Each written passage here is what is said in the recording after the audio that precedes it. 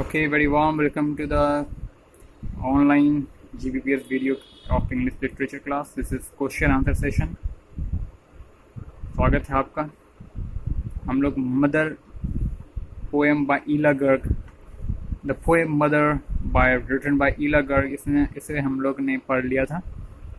थोड़ी एक नज़र आप लोग इस पोएम के राइम पर नज़र रखो, क्योंकि आपके एक्सरसाइज में राइमिंग वर्ड्स और the rhyming of the entire poem पूछा रखा है। आपके A2 के क्वेश्चन नंबर 2 के last identify the two pairs of rhyming words and also right the rhyming scheme the poem, मैं बताऊंगा। तो चलिए पहले A1 के फर्स्ट से शुरू करते हैं। What kind of child has the speaker been? इसका आंसर देख लो आप लोग स्क्रीन पर। मैं वीडियो बनाने का मेरा मकसद तो आप लोग जानते ही होंगे, आप लोग बढ़िया से शेयर करोगे, इसलिए मैं वीडियो में सारे क्वेश्चन का आंसर मैं वीडियो में शो करने वाला हूँ, अब से करूँगा। इसका इमेज अटैचमेंट अब मैं नहीं दे रहा हूँ, क्योंकि मैं चाहता हूँ आपके शेयर में एक भी मिस्टेक ना आए, इसलिए वीडियो में ही सारे वर्ड्स, सारे सेंटेंसेस को आपको क्लियरली शो कर दूंगा। देखो A1 का आंसर है the speaker has been an impatient. ये वर्ड देख सकते हैं आप, इम्पेशेंट मतलब अधीर होता है, IMPATIENT, impatient, indisciplined child which could not be controlled easily। ये could not है, apostrophe है, समझते हैं आप लोग। क्वेश्चन नंबर 2 में आइए। What is the speaker's heart? Speaker के हृदय को शांत क्या करती है? The tender touch of mother is the speaker's heart। 3 का ये। What is tough for the mother? माँ के लिए क्या मुश्किल होता है? It is very tough for every mother to act patiently and remain calm when her childhood suffers with severe hardship of life। 4 में आइए। Identify two figure of speech used in the poem। चलिए figure of speech पढ़ना है आप लोग को, 8 class syllabus में भी है, ग्रामर बुक में, वो ग्रामर में चर्चा करेंगी फिगर ऑफ स्पीच के बारे में। What is the figure of speech? It is the poetic device. मैं बताऊंगा डिटेल में सारी बात। There are total 7 kind of figure of speech. There is total 7 kinds of poetic device कहो, लिटरेरी डिवाइस कहो या फिगर ऑफ स्पीच कहो, बात बराबर है। सारी बात बताऊंगा, जैसे कि मेटाफोर होता है, सिमिल होता है, पर्सोनिफिकेशन होता है, हाइपरबोले, एपास्ट्रॉफी है ना, और ओनोमेटोपोइया होता है, और एक होता है ऑस्फोरियम। ये 7 प्रकार के फिगर ऑफ स्पीच होते हैं, जिसमें से आपके पोएम मदर में फिगर ऑफ स्पीच का इस्तेमाल कहाँ हुआ है, किस स्टैंजा के किस लाइन में हुआ है, ये देखो। Metaphor and hyperbole are the 2 figure of speech used in the poem mother. ठीक है, अब बताते हैं एग्जाम्पल। इसका एग्जाम्पल क्या है? देखिए, metaphor is used in the 3rd line of second stanza. Second stanza के तीसरे लाइन में, जो कि है you are the walls the force to test my strength. यहाँ पे यू आर द वॉल जो है, आर द वॉल, ये मेटाफर है, और द फोर्स टू टेस्ट ये भी मेटाफर है, क्योंकि माँ एक दीवाल है। कि दीवाल क्या है? माँ एक दीवाल होती है? नहीं, वो दीवाल के समान है। तो दीवाल यहाँ पे किस प्रकार से है? ठीक है, तो यहाँ पे मेटाफर का इस्तेमाल हो रहा है।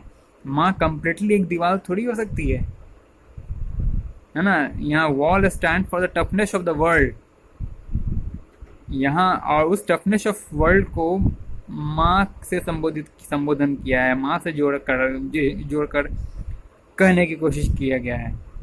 तो you are the wall, you are the force to test my strength, और तुम ही वो बल हो, तुम ही वो दीवार हो, जबकि तुम दीवार जैसी भी लगती हो। अगर ऐसा होता कि you are as like as wall, तो एज लाइक एज रहने से सिमिल हो जाता, सिमिल फिगर ऑफ स्पीच होता। लेकिन यहाँ मेटाफर इसलिए हुआ क्योंकि you are just not, you are like the wall, not you are as like as the wall, you are exactly the wall, ये कहने की स्पीकर की यहाँ कोशिश है। तो डायरेक्ट अगर वॉल कहा जा रहा है, तो यहाँ पे मेटाफर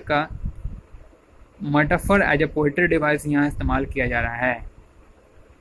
ठीक है, जैसे कि मातृत्व क्या है, माँ क्या है, एक टफनेस है, संसार की एक परेशानी के समान अपने आप को कभी कभार वो अपने बच्चों के सामने शो करती हैं, ताकि उनके बच्चों की जो छुपी हुई शक्ति है वो बाहर निकल जाए।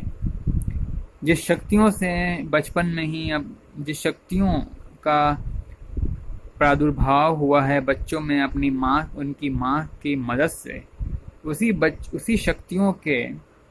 उसी छुपी हुई शक्तियों के प्राकटीकरण में माँ का एक अद्भुत भूमिका रहता है कि वे बच्चे अपने बच्चों के सामने एक सांसारिक समस्या बनकर भी कभी कभार खड़े होती हैं, मतलब सांसारिक जटिलता के रूप में खड़ी होती हैं, ताकि उनके बच्चे में जो छिपी हुई शक्ति है, जो चेतना है, जो सृजनात्मक शक्ति है, वो सब बाहर निकल के आए। तो कभी कभार माँ दीवार की भांति अपने बच्चे के सामने खड़ा होती हैं। तो यही पोएट यहाँ कहना चाह रहे हैं, स्पीकर कहना चाह रही हैं, यू आर द वॉल। यहाँ स्पीकर यानी कि वही माँ की एक कोई बच्ची है, वो कह रही है कि यू आर द वॉल, माँ तुम एक दीवार हो, तुम वो बल हो जो मेरे शक्तियों की जांच करता है। अर्थात जांच करने का मतलब क्या, मेरी छुपी हुई शक्तियों को बाहर निकालने का काम करता है। तुम वो दीवार हो, वो बल हो माँ, है कि नहीं। तो माँ अगर एक टफनेस है, मतलब वर्ल्डली टफनेस है, सांसारिक एक विडंबना की भांति है, एक जटिलता की भांति है, तो उस जटिलता को यहाँ वॉल से संबोधित किया है, द वॉल से और फोर्स से, ठीक है। और कह रहा है कि you are the wall in the stanza, in the third line of the second stanza speaker कह रही है यू आर द वॉल। तुम सीधा माँ को वॉल से कनेक्ट कर दिया जा रहा है। और ऐसे तरीके को पोएट्रिक डिवाइस मेटाफर कहते हैं, कि जिसमें सीधा दीवार से कनेक्ट, ऐसा नहीं कहा गया कि दीवार की भांति हो, है ना, सीधा दीवार हो, तो ये मेटाफर होता है। और दीवार की भांति अगर कहा गया होता है as like as the wall, तब वो सिमिल हो जाता है। क्या होता है, सिमिल, SIMIL। खैर वो भी पोएट्रिक डिवाइस है, लेकिन यहाँ जो पोएट्रिक डिवाइस का इस्तेमाल हुआ है वो मेटाफर है। चलिए आगे बढ़ेंगे। दूसरा पोएट्रिक डिवाइस का इस्तेमाल यहाँ हुआ है hyperbole, which is used in several lines such as third line, fourth line of second stanza। मतलब